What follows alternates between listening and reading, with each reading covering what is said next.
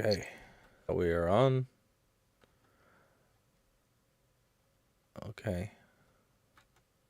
Oh, we are on. This is cool. All right, everybody. Thank you for bearing with us. If you're checking us out randomly on our YouTube or our Twitch, thanks for bearing with us. I have no idea if this is working or not, but we're gonna give it a go, and let us know in the chat if you can't hear us or you can't see us or whatever. This is the Wrestling Rewind. My name is Darrell Connor, and I'm joined on the line by the reigning, defending, undisputed, undefeated champion, Martin Herty, who has Undisputed. undisputed 1-0. And you are legitimately a man with a better MMA record than CM Punk. Undisputed. He hasn't even responded to the challenge. He hasn't. So, what a coward. yeah. What a coward. Until he responds, he can't even dispute it. So no. I am undisputed. Yeah, we are undisputed. Well, it's legitimate. You know, it's legit, man. So we're going to ride that into the freaking ground.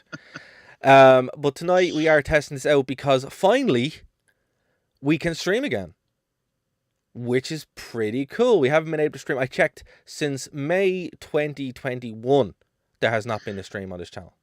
I am, despite the fact that I've been with you over a year, I am a streaming virgin as far as we're concerned. Well, man, as I said, I was using a computer that was ancient, and to be fair, it did what it could do, even with RAM upgrades and hard drive upgrades and all that kind of stuff.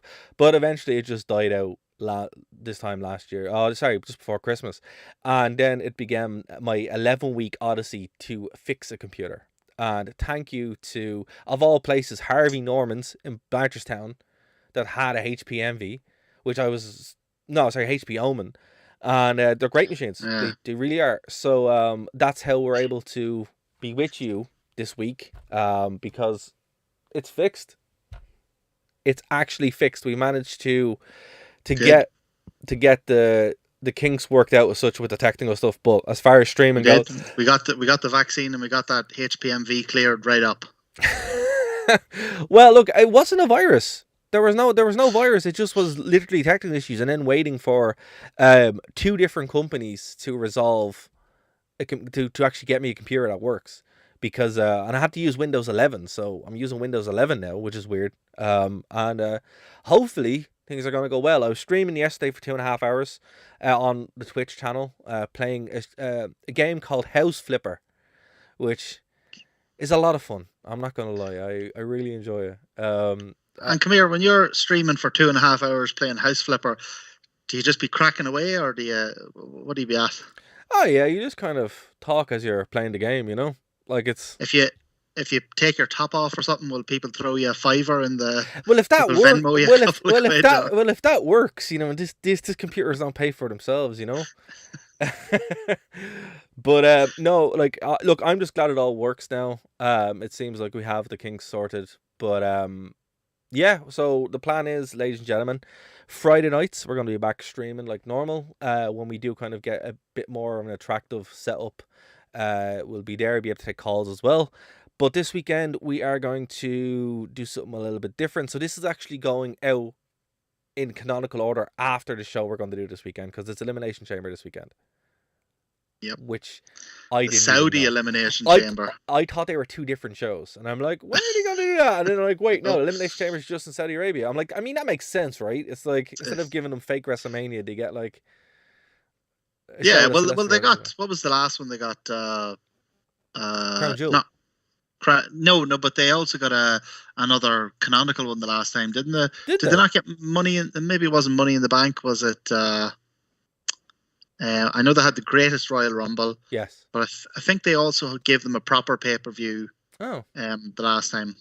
Well, look, Can't remember. I think this makes way more sense for them. So we are going to either cover it. We're going to plan to cover that after the show, or we're going to cover it sometime this weekend, but it'll probably be after the show. Another thing as well, guys, I finally got around to fixing our social media. So our social media is now _ the rewind on Twitter, which you can go there, or you can go the Wrestling Rewind Show at gmail.com, the Wrestling Rewind Show on Facebook. So finally, it only took however long we've been doing this show, Martin, to actually get everything nice and consistent, but It's there. Yeah. It's But there. it has been all Dara. I show up once a week, drink whiskey, waffle about wrestling. Dara does all the work. I wasn't joking though with people when I'm like, send us money. I didn't have a computer. Legitimately did not have one, so my poor credit card is bleeding in a ground going, oh my god, what's going on? But we got there and it was worth it. So we're finally able to do this wrestling thing again, which is super fun. So yeah, there will be more streams. Everything is a bit more consistent, guys. If you do want to email us, you can email thewrestlingrewindshow@gmail.com, and we'll be able to actually do stuff that you want us to talk about. So I'm excited about that, Martin. I really am. I think it's gonna be great crack. And let me turn on my little light there, and we're ready to go. All right. Sweet. So all the stuff we post is going to be up on our social medias as far as what show we're doing, and if we are going live like we are over the weekend for the Elimination Chamber, all the details will be there. So, Bash at the Beach. It's a new era. It's a new era, exactly. New blood rising. Oh, we're doomed already. Oh yeah, it's already on fire. Although we can't justifiably call ourselves the Millionaires Club, so I suppose we have to. How old is Vampiro at this point? I think we're Vampiro's age, so it's all right. 4,000 was it? What's his gimmick? kayfabe age? Yeah, I think it was something like 4,000 or something. But hold on, like I don't know. I think we're good. But anyway, so there's a lot to unpack on this one, right? This is the most WCW show that we've ever done. It's the most WCW show that has ever WCW'd. I would say that's a very true assessment, because it's not bad. No, I didn't think it was bad, and that's one thing straight out the bat. I found myself you enjoyed this more than the last one, which surprised me because I actually enjoyed the last one quite a lot. But I had a lot here, and I think it was they went more gimmicky, but then less gimmicky as well at some points, which really helped the show, I think. And it also had some of my favorite WCW wrestlers on the show. Yeah, and I think the fact that I enjoyed it says a lot, because one segment in particular in this, I think, is one of the worst things to ever happen in wrestling. Yeah. So the fact that the show itself could survive that and be enjoyable, and I mean, now when we say enjoyable, I mean enjoyable in the sphere of WCW in the late 90s, early 90s. It is enjoyable. Like, I wouldn't say, it's the best thing ever, but I also wouldn't say it's the worst thing ever. It does have some of the, as you said, it does have some pretty ropey game. We'll get into it, but it has all of our favorites. It has Ralphus. It has Norman Smiley screaming. It has David Flair looking confused. Meat is there. It has all the lads. Well, I know what the show is famous for, and I know everyone's going to want us to sit and dissect the Hogan segment and and dissect the Russo segment, but I'm going to disappoint them, because all I want to talk about is the wedding gown match. That's it. 1 hour, the wedding gown match. Listen, I think those gimmick matches are really underrated. They're a lost art, to be fair, and when they're done right, they're great, but they're very often done terrible. And when they're done wrong, they're even better. Yeah, but I think the two people who I'd actually want to see in a match like that are Daphne and Miss Hancock. Because, their characters just work so well. Because Daphne, longtime fans of this show, when it was the International Desk or whatever, know I love Daphne. She's one of my favourite wrestlers of all time. And I was devastated when she died recently, because I love Daphne. And it was great. It's great to see her here anytime she's there. But man, like, WWE dropped the ball with her by not picking her up. TNA would use her great, and they'd use her in a very similar way than they used her here. And obviously Miss Hancock with who's Stacy Keibler is great. So we'll talk about it. It's 4 minutes. Yeah, exactly. 4 minutes of absolute train wreck, but in the best way possible. Yeah, we'll get into it. I'm looking forward to it. Me too. Right, so we are going to start from the top and then work down, because there is a lot to unpack and we only have the hour here. So let's kind of give some background here. This was in July 9th, 2000. So around the time of King of the Ring 2000. So you can, this was a better show than King of the Ring 2000, which it was. I'm sorry, Yeah. folks, it was. Tony Yeah, we Schiavone. discussed it last week. The world title going in a 6-way tag match. Yeah.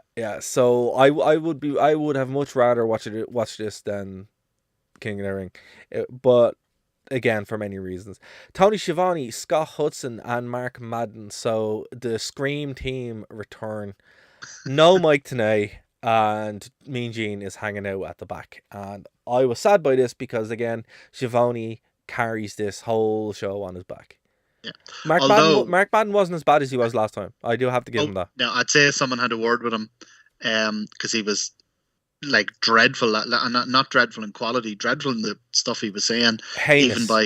Even by the standard of 2000 pro wrestling. Yeah. But you can tell that Schiavone's carrying the show because I think the cracks with him are starting to show because he comes out with some just hilarious blunders the whole way through this. But actually, funny story. I don't know if you noticed this or not, but it looks like Twitter's finally discovered what wrestling in 2000 was. Have you seen this? No. So is it, a quick aside. Are we done? Are we shut down? No. Well, it's coming because the whole Joe Rogan thing. People took what he said out of context, and look, we're not taking sides on that, obviously. But I'm saying is they did a super clip of him using words and saying things, and then The Rock came out about it, and then someone did a super cut of The Rock saying horrifically offensive things from the Attitude Era out of context. Oh, that's I haven't seen the Joe Rogan thing, but I've seen The Rock getting in trouble for and I'm like, oh, Rock, no, don't. Anyone who was in the Attitude Era, don't pick that battle because you're gonna lose. You know what I would say is, if I was The Rock, I would say my name is Dwayne Johnson. And that is a scripted character I play. I know, man, but like the supercut, is like in the same way. As you could do a supercut of Quentin Tarantino in Django Unchained, repeatedly saying the N-word. Yeah. And you could do a supercut of it, and you could say, "Here's a white man screaming the N-word at a black man repeatedly." And when you remove that from the context of it was a character in a film. But that's pretty much what they did for Joe Rogan. And I'm not a Joe Rogan fan. I don't really watch him or whatever, but that's what they did basically for him. And then The Rock came out, and then they did a supercut of him, insulting loads of people across loads of spectrums, and you're like, oh. So I'm just like, King, they're coming for you. That's what made him famous. Yeah, that's King, they're coming for you. Legitimately. Well, the King is, without getting us into any legal bother, the King is fairly Teflon. If he can get away with what he has gotten away with, he's. I just don't think that like Twitter knew what wrestling was like in 20 years ago, and I think The Rock might be the floodgates here because again, he got famous for saying those horrific things and being that character, and now he's known not just as like this great. Actor and entrepreneur and whatever else. He's known as like the nice guy of Hollywood. Like he's nice to everybody. Everybody loves him. Yeah. He's involved in loads of charity works and stuff. Yeah. And then you go, so genuinely, a couple of years ago, my girlfriend came downstairs during WrestleMania and The Rock was there, and she looked at it and she said, "Oh my God, did The Rock used to be a wrestler?" Whoa. Yeah, that was a moment. But there's like an entire generation of people who only know the actor The Rock. That's crazy. That's so crazy for me. They are in for a treat. The supercut is pretty horrendous. Like, it really is. And you're like, wow. And look, to be fair, I do think that's unfair because it was 20 years ago and, it was a character, and I don't think he genuinely meant anything he said there. But someone should know better, like The Rock. Yeah. And when he went after Rogan for that, I was like, "Oh, you're not going to win this." Maybe he did, but I don't think you can judge today by late 90s. No, I don't. Culture. Like the whole thing in the culture of the late 90s was that everything was extreme and to shock everybody. Everything was it was shocking. There's a good video by Short Fat Taku, and he actually talks about that. It's like the the culture of the time was, South Park, Simpsons, all that kind of stuff, and then it kind of Jerry changed. Springer. Yeah, exactly. So it's like Jackass. Like this was. Well, see, his point actually was, and I might link it in the description below because it's a good it is a good video, and he talks about it and says Jackass was kind of like the peak of it. There was three different. There was like extreme for the sake of extreme. There was extreme jokes and there was crude humor, and Jackass was kind of everything. And then it kind of petered out, which is true. Like when Jackass went away, it kind of went away, and it is funny that like 20 years later, Jackass is on WWE television, but stuff that happened on Jackass couldn't be on television because it would be kicked off instantly, you know?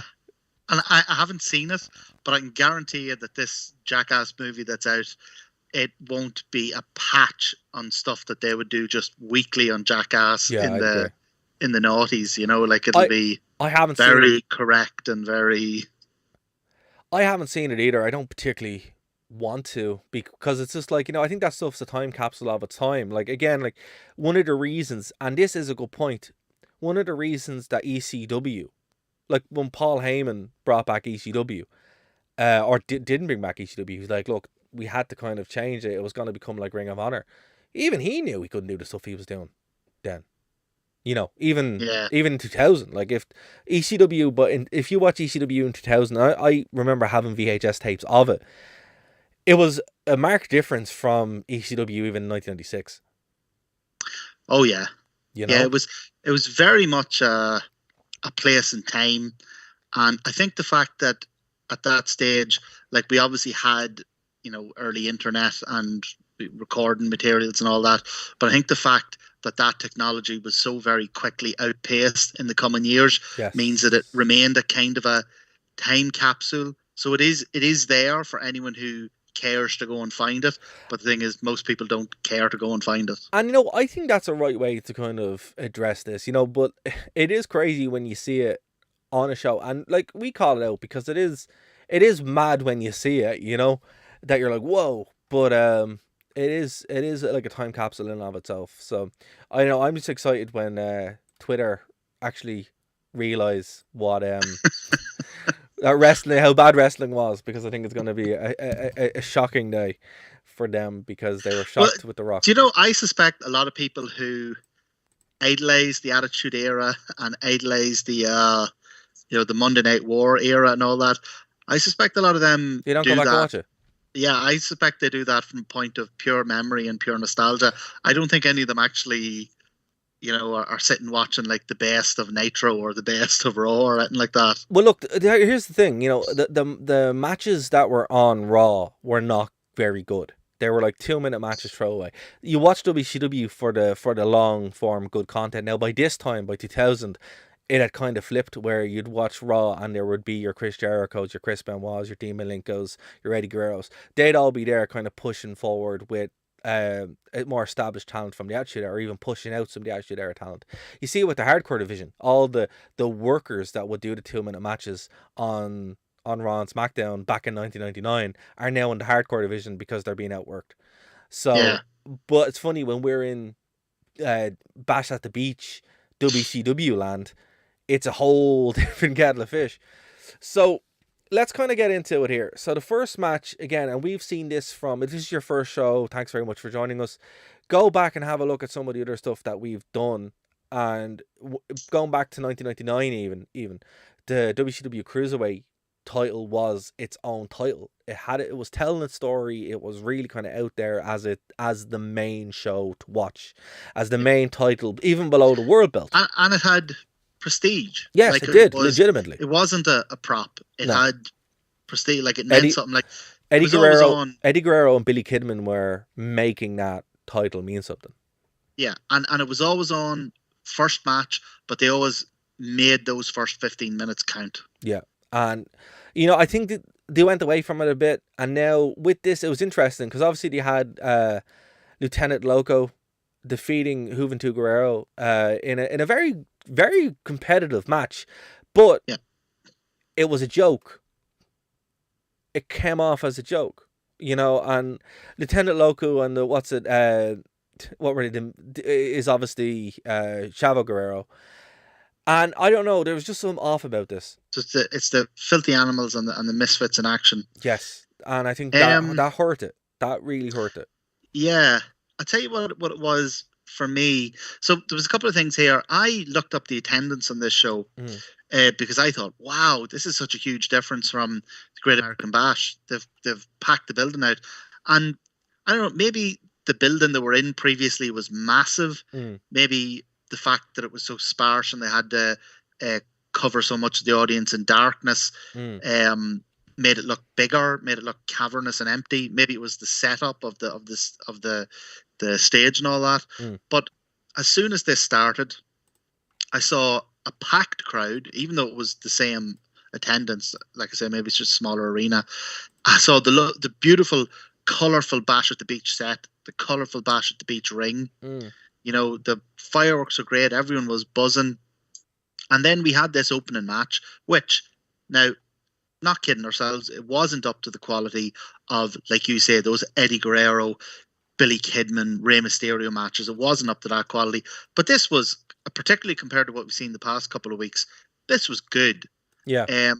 And like you say, it wasn't a Cruiserweight Classic. But at the end of it, when this match was over, and with the hot crowd and with the opening, you know, the colour of the opening segment and all, I was sitting a wee bit more optimistic, even though I know how it ends. But I was watching going, this has potential here. See, again, like a lot of what was going on here in WCW, they were trying to course correct. It was a course correct, and it was working. But then look who you had at the top of the card, and we will get into it. But like, if taking away Misfits in Action, taking away the Filthy Animals, I think if that had just been a straight match where it was Chavo Guerrero versus Juventud Guerrero, it would have been Chavo and the Juice. Yeah, it just would have been great. Also, I don't appreciate Disco Inferno not being the Disco Inferno. I'm just like, come on. What is it to call him here? The hip hop. I know he's wearing a Lakers jersey. Well, Conan comes out and Conan does his, bit of crack to the ring and all that, and then he hands the mic to Disco, and Disco goes, "Yeah, word to your mother." Yeah, and it is the whitest thing I have ever heard. It is. It is a entire life. It is. I don't know what they were thinking, but like again, course correct. I understand. It's Disco Inferno was better. He was over at the Disco Inferno. He's over in Disco Inferno for the next 4 years in WWA. So come on, like he was. It is, and I don't understand it, but he was. Well, he was. And WWA will have to cover actually in future shows, because that is a weird place, man. That's a weird place that existed. So the next one was a hardcore. Look, I love hardcore matches. WCW hardcore matches have a fond place in my heart. This is not one of them. No. This is a far cry from Hardcore Hack and Bam Bam Bigelow. Yeah. I could tell when, because so obviously we don't follow the Nitros in between, but I could tell when he came out and the champion was Big Vito. I was like, this isn't going to be good. No. So Big Vito defeated Norman Smiley and Ralphus in a hardcore match for the WCW Hardcore Championship. Because look, again, at this point, the golden age for the hardcore belt, the hardcore division in WWE was happening. So all the guys that could make the division good were in WWE, and it was 24/7 rule and all that kind of good stuff. Here it was kind of like, well, we have Norman Smiley, and we have Ralphus. So we're kind of caught between, or they kind of fell between two stools, because, like you say, WWE was doing the whole 24/7 thing, so it was a silly gimmick. But WCW was, on the one hand, they had wrestlers, like you say, like Smiley, who were silly gimmick wrestlers, but then they still insisted on treating the belt like a proper, prestigious championship. Now, they would have their fixed matches, and they would come out and defend the title. And you know what is weird, though? So the matches that we talked about with Hack and Bam Bam and Raven, Brian Knobbs, they were just, well, not less so Brian Knobbs. But they were matches that were just because they wanted to beat each other up. Those matches were better than the actual matches for the belt. The belt seemed to have demonstrably worse matches, which is bizarre to me. I Yeah. don't even think Raven held the hardcore belt in WCW. No. Terry Funk So, did, though. again, I think it's because it's kind of caught between being, on the one hand, treated as a championship title and simultaneously being treated as, a silly gimmick. Mm. And, well, the belt is horrendous. It looks manky. I'm sorry. I love wrestling belts, but this is not one of them. This is... It's terrible. It's actually, if you Google it, there's some good fan designs, which are actually pretty cool. There's one there from 2016. It actually looks pretty nice. But what's your favorite belt at the moment? Oh, it's one of the AW ones. Has to be. I think their tag title is just the most. I would have it up there with the Winged Eagle as one of the most beautiful belts. A splash of color on the belts is always a good thing, I think. Yeah. I think what makes it for me is the fact that even though you only see glimpses of it, the inside of it appears to be some sort of snake skin. Oh, that's nice. Oh, it's class.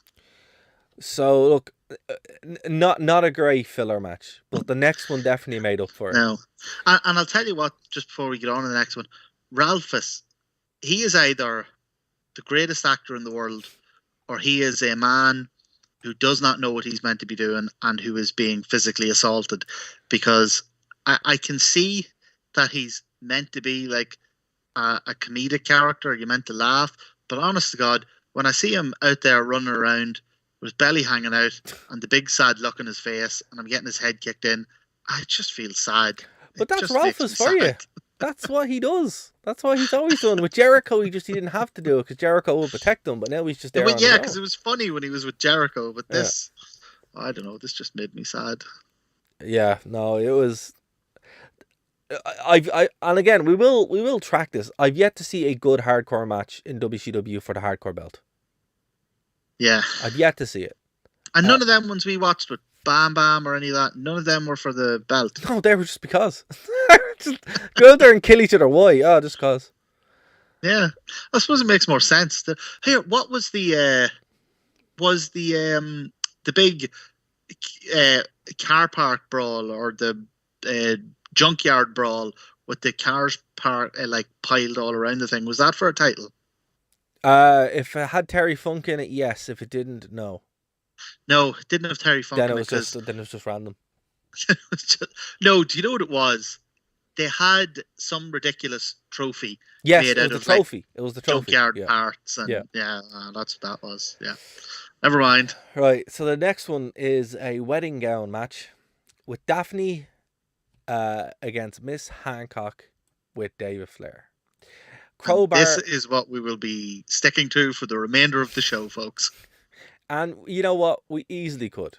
It's one of those. I don't know. Look, it's WCW at its best. It really is. Yeah.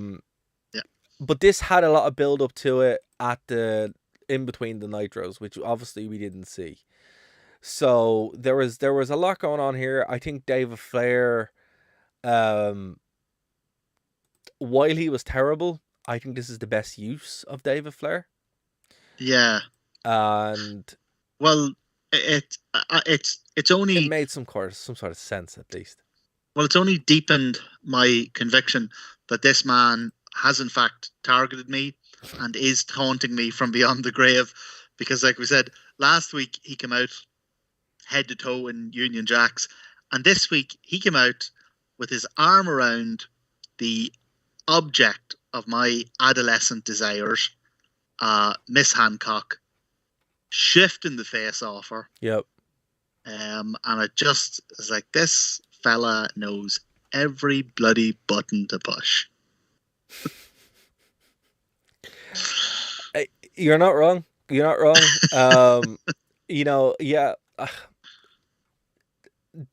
Just Miss Hancock was my, like, from about 14 till about 17. Miss Hancock was my idea of just a perfect woman. Well, look, she might have been, but she was not a good wrestler. No. Daphne, however, was a good wrestler, but not at this point. So, interesting fact, Both Daphne and Keebler were products of the WCW power plant, and that would be the extent of Stacey Keebler's training. Daphne would then go and get more training afterwards, and obviously end up doing what she would do in TNA and elsewhere. Right.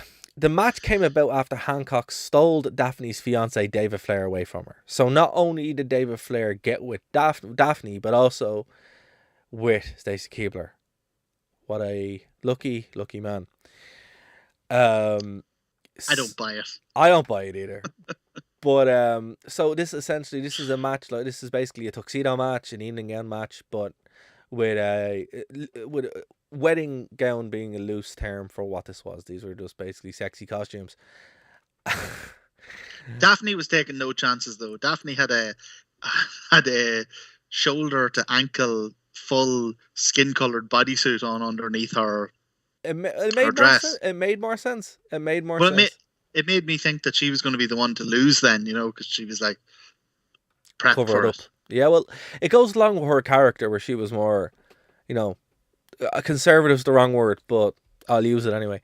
More conservative with that kind of, not wanting to be embarrassed in that way. Now, this eventually would build up to a Stacey Keebler, David Flair wedding, like an actual wedding on the show.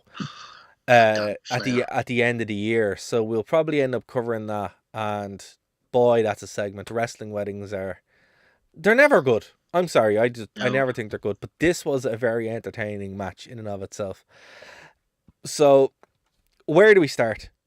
Crowbar was just kind of there. I felt bad for Crowbar. He was like the odd man out, the spare wheel. But I'll give you the floor, Martin, so you can set the scene for anyone listening or watching. So I'm at a loss with this. I genuinely can't tell whether I loved or loathed this. It was pantomime. It was theatrics. It was bawdy 1950s carry-on humor. It was everything but wrestling. At one stage, the referee is trying to separate the two women, and Stacey Keebler rips his trousers, and his trousers just come off. Yep. The referee's there in his pants. Yep. And then Daphne whips David Flair's trousers off, and then he's there in his pants. And then Crowbar comes running in and backdrops David Flair for no reason. I don't know what Crowbar's tie-in with it was. But he gets into the ring and he sees everybody else is having a no-pants party, and he's not going to be the only one left out. So he whips off his own trousers. The match only escalates from there. He whips his jeans round David Flair, drags him into the corner. Stacey Keebler, or was it Daphne? No, Daphne produces a buzzer, like a hair trimming thing. David Flair brought it to the ring, Will. David Flair brought it. And then Stacey Keebler gets in the ring, grabs a microphone, says, "I know what you're all here to see," and takes her dress off. So she loses. Yep, it made no sense. It reminded me of, was it the Macho Man climbed up the top turnbuckle and put himself out of the Rumble? Yep. By jumping to the outside. And then, because it's a wedding gown match, there's a huge cake by ringside. The whole thing descends into a high school movie food fight. 4 minutes of time, which is 4 minutes. To be fair, now we've watched matches that have gone on for 20 minutes and not as much happened, so I do have to give them credit. This is probably, and I'm not joking, this is the single best thing that David Flair has been involved in WCW, maybe in his career. There's a terrific part in it where I think it's Stacey Keebler is in her wee, I mean, it's a very short skirt she's wearing. Yeah.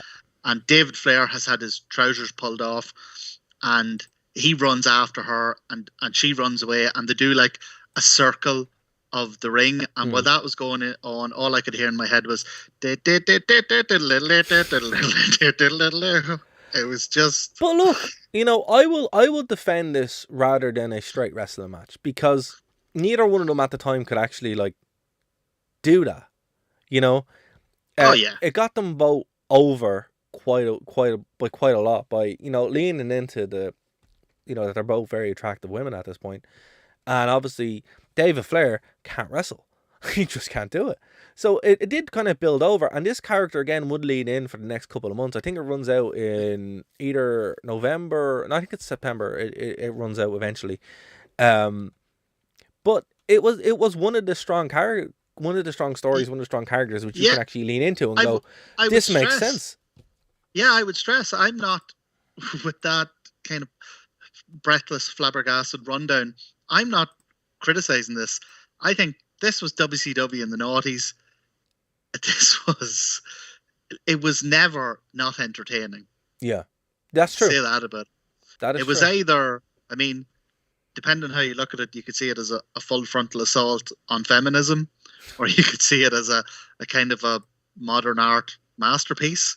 Well, look, if I would say, right, and again, both companies did this at the time, I would say there's more agency here with the women, I think, with this, in a weird way, because in WWE, okay, yeah, look, they're still fighting over a man, but David Flair we use that term very loosely.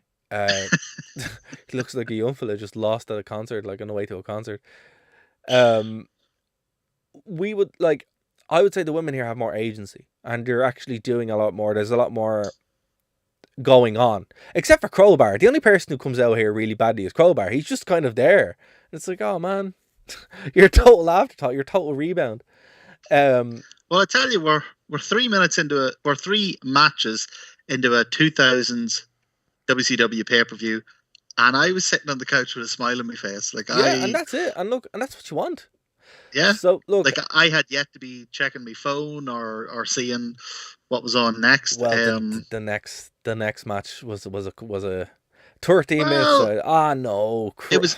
Well, okay, but I tell you what. Before we get into it, yeah, go on. What I thought was fantastic was before the next match started, they cut to the commentary desk, and obviously they were talking about, I can't believe what we've just seen. Yeah. But you could see the camera, the way it was angled, you could see that they'd obviously sent the crew down to clean up all the wedding cake that had been thrown everywhere.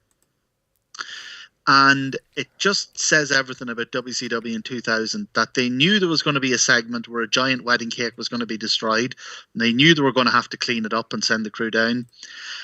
And they gave them no tools. The guys were down there with T-shirts in their hands, scraping the cake off the mat with bundled up T-shirts. And I was just... Oh, WCW. Well, look, they only had so much. You probably had loads of that David Flair merch that you just wasn't shifting. Yeah. Better use it in some way. So the next match, Chronic defeated the Perfect Event, Meat, and Chuck Palumbo, a tag team which didn't exist for very long, less than a year. Sean Stasiak, terrible. Chuck Palumbo, less terrible. Kind of like the gimmick, though. Like they were deliberately ripping off Mr. Perfect and Lex Luger. Well, this comes back from Stasiak literally ripping off Kirk Hennig. That was like the gimmick which we've seen. So yeah, I suppose it makes sense. But I just never bought Sean Stasiak in anything. That I see him in. It's like X-Pac go away. Where I'm like, yeah. And I don't know if it's because like he made Kurt Angle look so bad in Kurt Angle's debut. And it always stuck with me where I'm like, how do you make... Like, again, look, when I was... I didn't realize Kurt Angle was who he was when I first saw him. But now in hindsight, or even 4 or 5 years later when Kurt Angle really became Kurt Angle, you're like, how did he make Kurt Angle look bad? It's like, geez. And then when you're watching WCW shows, you're like, that's why. Because you're atrocious. But Chronic grew on me here. I thought they actually worked really well as a team. Actually, both teams worked quite well as a team. It was a very good tag team match. It was about 14 minutes. It was fun. The only problem with this match was that it was too long. Yeah, it could have been half. It could have been 7 minutes. Yeah, a nice tight 7 minutes. Would have been this would have been a good match. 7 minutes is, like you say, none of the guys in the ring are great wrestlers, but like Chronic are big, imposing guys. They're a good team. And while they're a good team, yeah, and while maybe they're not like greatest technical wrestlers, like they can move. For big guys, they can move. They're capable of punch kick, and pull off a pretty impressive spot. And then, like I say, the perfect event are hit and miss. But 7 minutes, they could have made something really good out of this. I agree. Match of the night probably is up next. Chris Kanyon and Booker T put on a hell of a clinic in 10 minutes. Positively Kanyon. Well, that's it. Like, again, Love that gimmick. We wanted Chris Kanyon for a while to come out and just be able to just be able to work, not on a wheelchair, not hampered by someone else. And he went out there with Booker T, and, you know, these guys had great chemistry. It was just a singles match. It was throwaway, but it was really good. Yeah, good to see Booker T back and not, what was he, Sergeant Awesome or whatever name they had him in Great American Bash. Again, it's weird how quickly the gimmicks change. Yeah. Like, within like 2 weeks, they're completely different characters. It's like, okay, fair enough.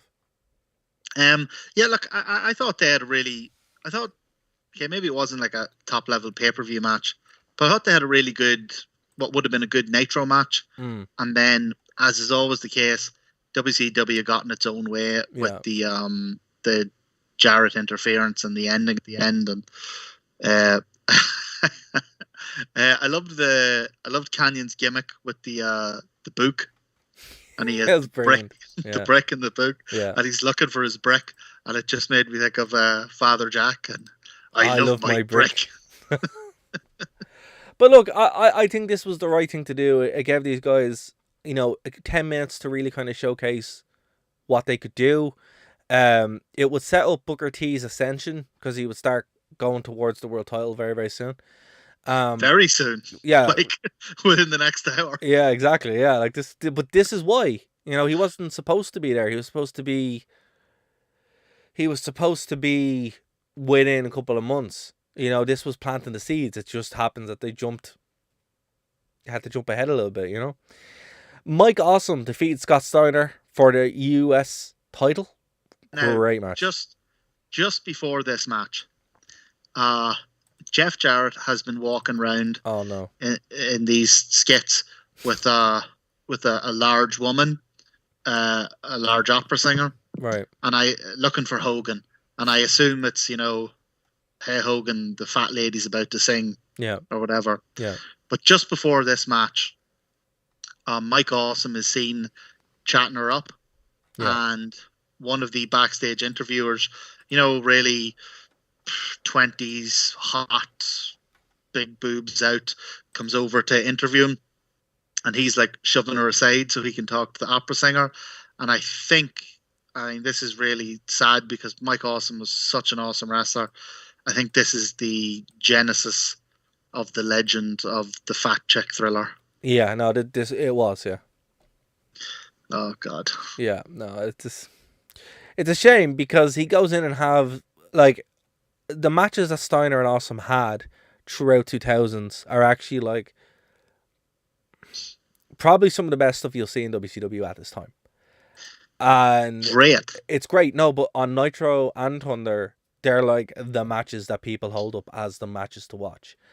And it's very rare you get to see them because of all the BS that would go on, and then particularly when they gave Awesome that gimmick, it made people want to watch it less. So you'd only see them on throwaway matches on TV. You wouldn't really see them on pay-per-views. So I think this is a rarity that we actually have.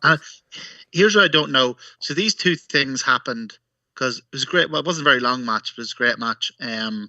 Again, up until the end when WCW got in its own way. Disqualifications, yeah. I don't understand how within 10 minutes the people running WCW saw two things.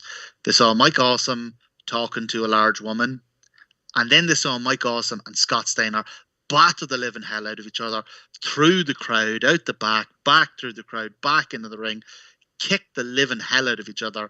And they saw those two things side by side, and they said to themselves, the Fat Chick Thriller. That's what we need. Well, they were. Like, here's the thing: they weren't watching the matches; they were just listening to whatever Hogan or whoever was booking this wanted, and that was it. Yeah. You know, and you'll see it. Like, look again, Daphne and Miss Hancock going in and having that match. They had that match because they had nothing else for them to do, and nobody paid attention. So they're like, go out and do your own thing.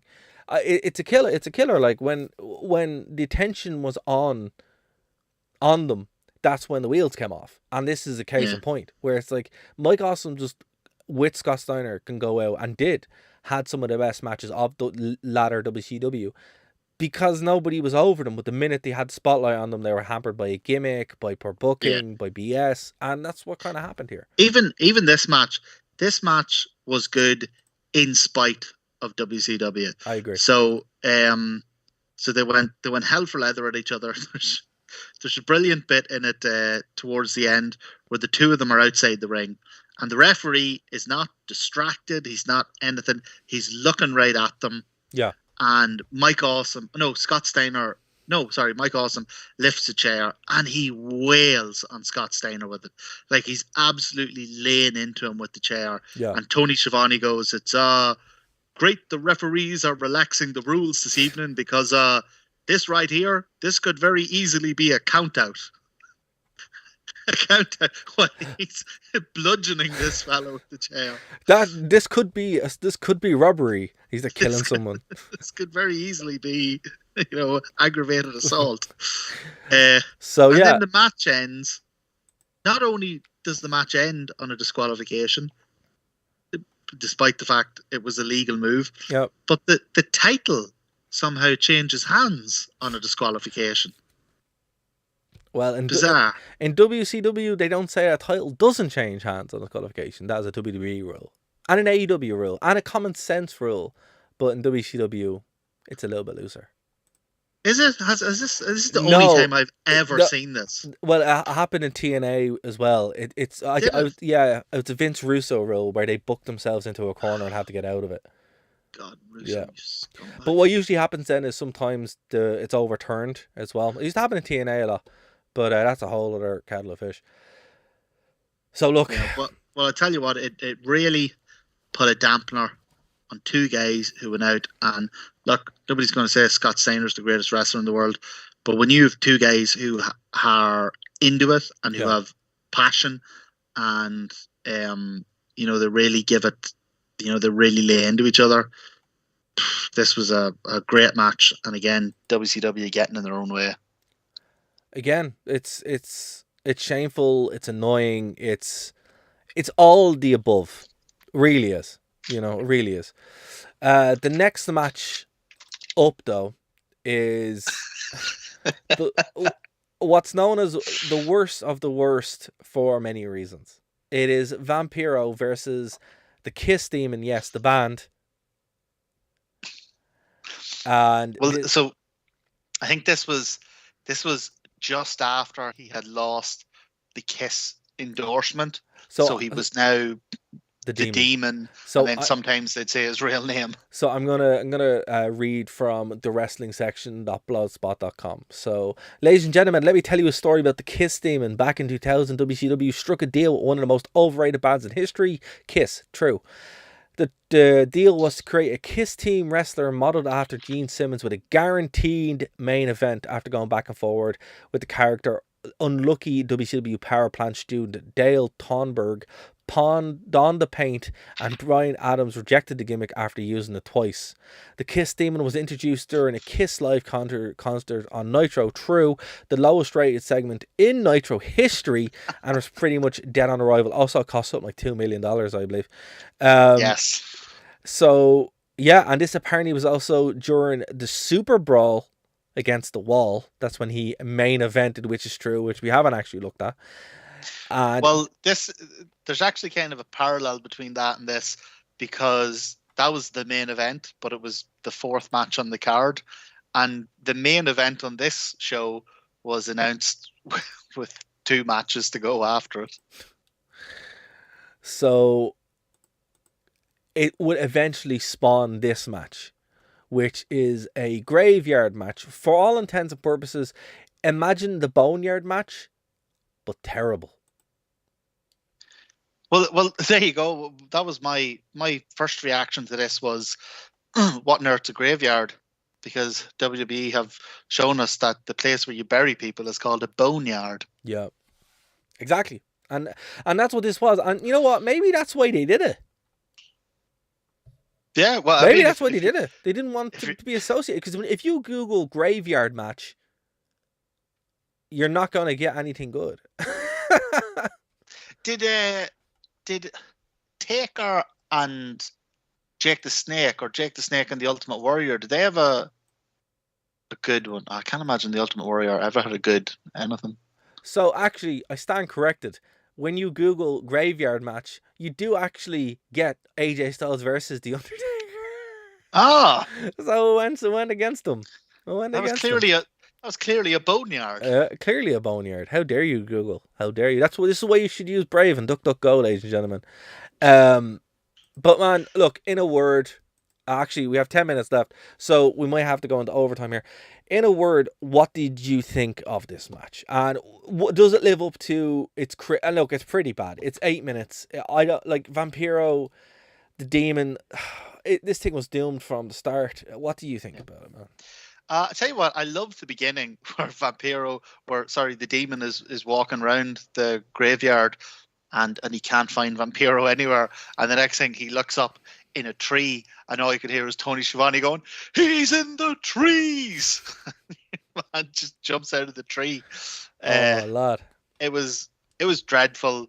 Obviously, there was no crowd noises or anything, so they did the Roman Reigns thing, and they just monologued their way. Hey, you think you can do this? I'm gonna punch you. And then it ended with Vampiro putting the Demon in a coffin, and then tipping the coffin into a grave. Now, I mean, I'm sure that's not a pleasant experience, but the way Tony sold it, like, he tipped the coffin and it fell 3 or 4 feet. The way Tony sold it, you'd swear the Demon was dead. Although, I suppose he certainly was buried. He did try to kill him. He smashed a tombstone over his head and it broke into a million pieces. It did. Although that tombstone was kind of falling apart in Vampiro's hands while he was holding it. Tombstone's a very strong word for what it was. Look, it was one. I mean, there was nothing. Sorry, go on. It was pioneering. It was, and I was going to say that there was nothing like this before in WWF or WCW or ECW or anywhere else. It was the first of its kind. Does that make it good? No. Oh, sir. No. Could this have been good? Well, look, we saw last week with a Human Torch match, which also wasn't very good. I think if you had to book this a little bit better, yes, it could have been good. And it was. Look, the Boneyard match is case in point that this could be done better. Stunt the hell out of it. Yeah. Have your coffins, have your graves, have your headstones that smash, have a bloody hearse. Like, just make this a 5-minute stunt fest. Yeah. And then cut it. It does not need to be a wrestling match. Now, what they're finding in a list, man, a list of the best to worst matches, and there's some good ones that I do want to work through myself. I'm going to post them up on our social media, and yeah, we have to cover these. There's some really good ones here. There's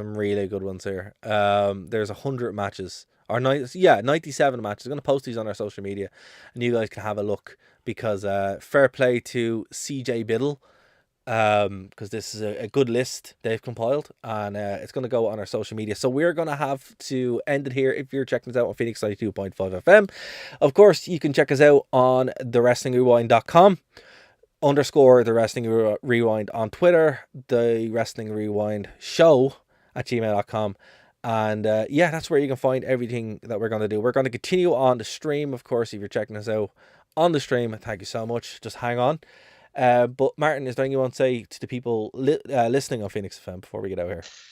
Yeah, I mean, I know this is recorded, so I don't know when it's going out, but it's Storm Eunice is coming in. So whatever you're doing, folks, don't take unnecessary journeys and don't swim in the sea. There you go. Fair points. And don't wrestle in a graveyard. Don't wrestle in a graveyard. No good things happen there. But folks, or a boneyard, unless you're the Undertaker. So look, folks, we will be back here on Phoenix 92.5 FM next week. Of course, you can check us out. Please go over to thewrestlingrewind.com, where all the links for everything are found, and we will talk to you next week. Bye, guys. Keep our lad. All right, so I haven't worked out how to do ads yet. on the stream. So we're going to keep going here on the channel, folks. We have advertisers. Well, I have a little button that I press when we do streams, but obviously because I'm using a new computer, brand new setup, we're still working out the kinks, so I haven't actually done that yet. We're a wrestling podcast, so I think we legally entitled to advertise Blue Chew at some point. I hope so. Yeah, I think. I hope so. Everywhere else seems to do. Yeah, or Audible. Yeah, or Audible. Yeah, but 20% of listening to wrestling podcast is listening to advertisements for Blue Chew. Yeah. Well, look, we'll see. But I haven't worked out how to do that just yet. So hopefully by tomorrow I will, or whenever we do. Again, guys, we're actually taping this out of order. So we're doing show 90 before 89, because 89 is the Elimination Chamber. And yeah. So again, if this is your first show, thanks so much for checking us out. We are live every single Friday, 10:30 Irish time, and then it goes out on Phoenix 92.5 FM, 8 p.m. Irish time. So best way to stay in contact with us is our social media, and of course you can do all that through thewrestlingrewindshow.com. So Martin, we are going to switch gears here and briefly go over Shane Douglas versus Buff Bagwell. This was a weird match because this was like a filler match to kind of set up why everybody's listening to the show, the actual talking point. But this was a shame because I liked both Shane Douglas and Buff Bagwell at this time. I thought they could have been used better and weren't. And this was a really weird. This is a match where like we haven't got enough time here. Go out there and do something, because there was some setup on Nitro and Thunder, but it didn't seem like it warranted a pay-per-view match. Yeah, I'm the same with you here. I don't dislike either of these guys, but even without having followed the weekly show, I could tell as soon as this started, this was filler. Yeah, this was nothing. Nobody cared about this. Yeah.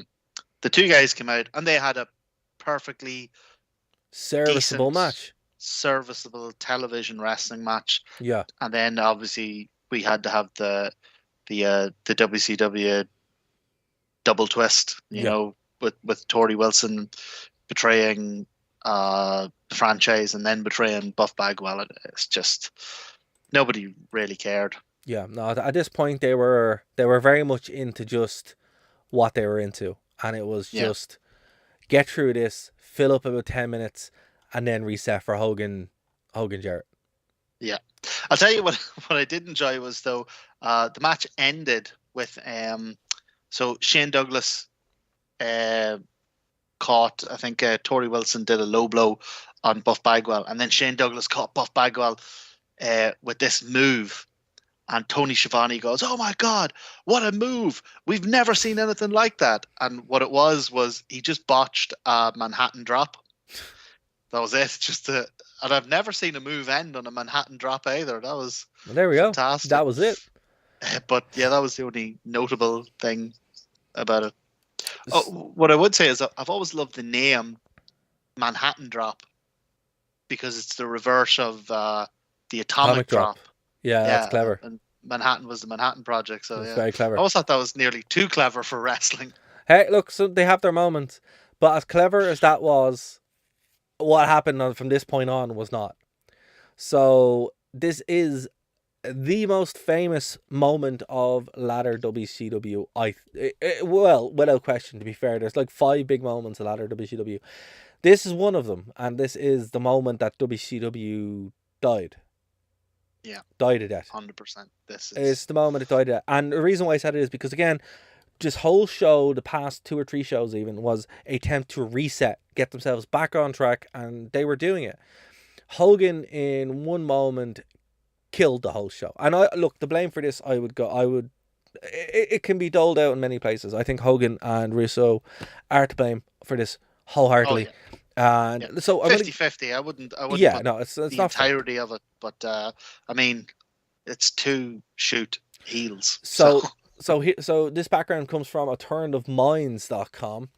So what led to the incident? Vince Russo returned to WCW in June 2000 after taking a brief hiatus. At this point, WCW was already in its worst year, and the damage to the company left everyone uncertain. Vince Russo wanted to push younger talent, and had not had the chance to give the main event status. He began a few months earlier to push Jeff Jarrett to win the WCW title, which he did.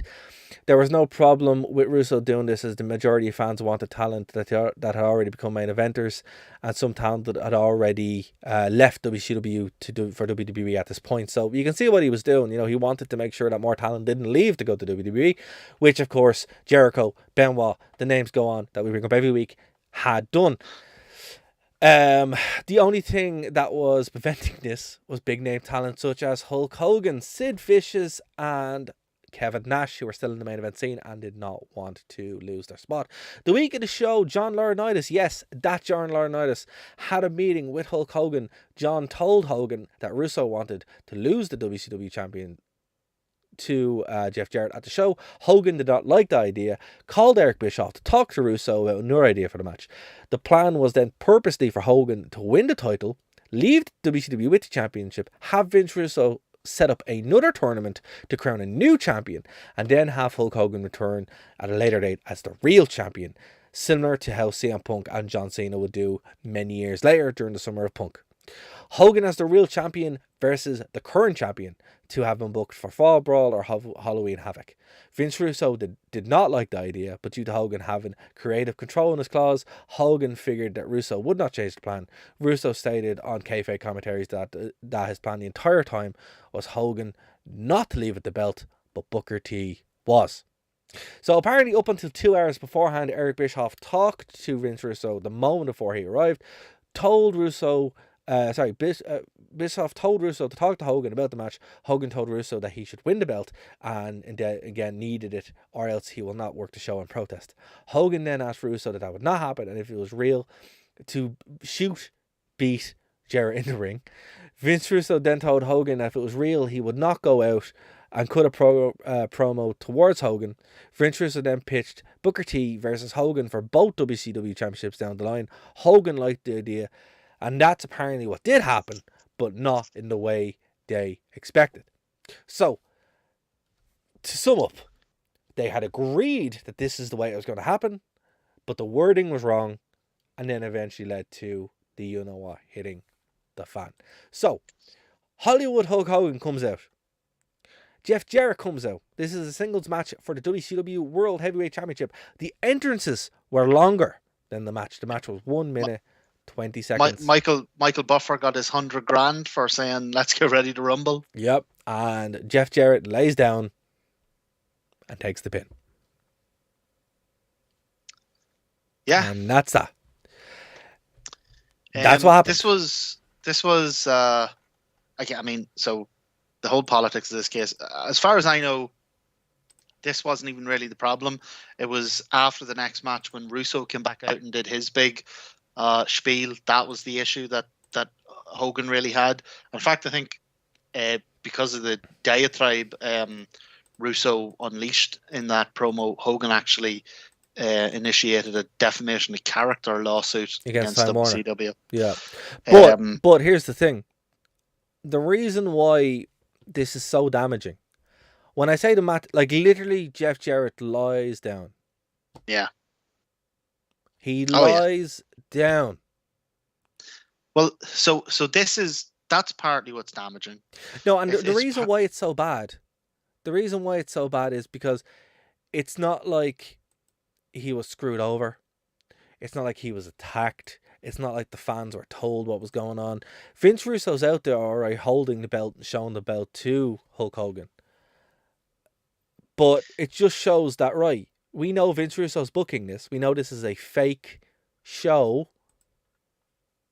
And yeah, but this was this it's real but not real, but this bit's real stuff. This is for what they used to call the smart marks. This is essentially this is where they jumped the smart. This went beyond what. So when you watch wrestling, you put it out of your mind that it's not real. You have I think what they call a suspension of disbelief, and this went beyond that, and it made it very obvious what you were watching. And what really didn't help was the commentary, the constant, "Oh my God, this is real. folks, like you're watching at home, and this is real life. This is shoot. This is happening, and it's like that doesn't make this bit sound real. That just makes it sound like everything else you've been watching up to now has been phony.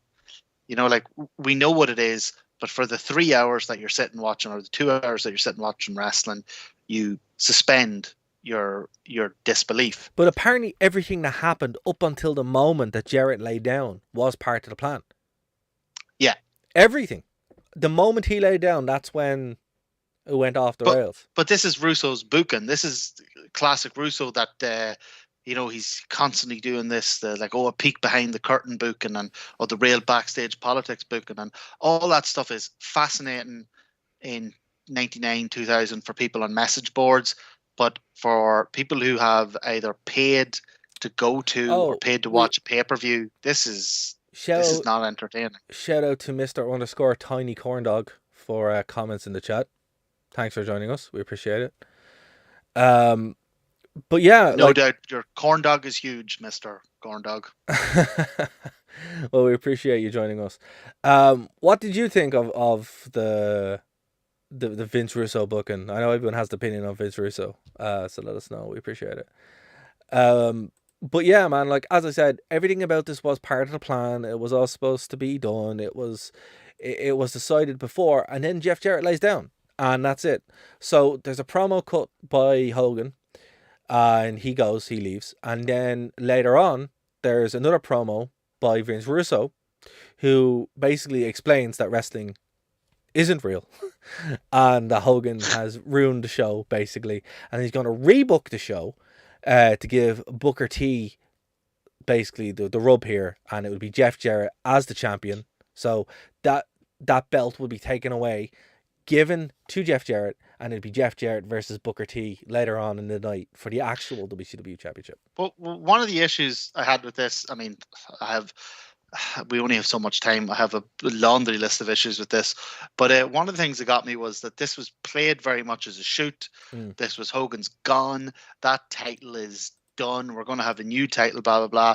And then there's actually a shot later on where Vampiro was coming back into the building, and you can see Hogan walking out the door with the title. Yeah.